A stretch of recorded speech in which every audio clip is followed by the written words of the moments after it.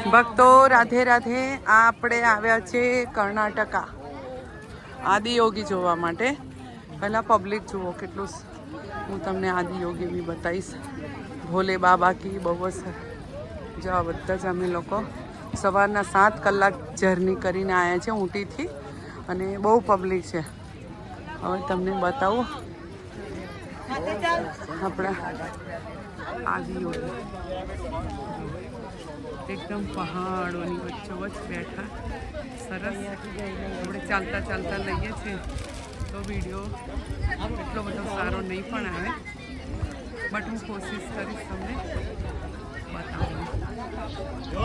જેને પણ જોવા હોય ખૂબ જ સરસ લાઇટિંગવાળો શો થાય છે એના માટે દૂર દૂરથી પબ્લિક આવે છે. ભોલે બાબા કેટલા ધ્યાનમાં બેઠા છે અને બહુ લાંબી કહાની છે.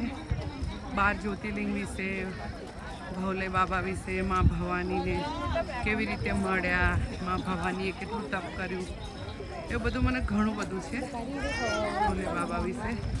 એને આદિયોગી કેમ કહેવાય છે એના વિશે પણ ઘણું બધું કહે છે અહીંયા ઘડી. આપણે તો એ તો તમે સર્ચ મારીને સાંભળી લેજો, કારણ કે એટલો ટાઈમ નથી મારી પાસે. બસ આ કોશિશ કરું છું બતાવવાની. હજારો પબ્લિક આવી છે એને જોવા માટે.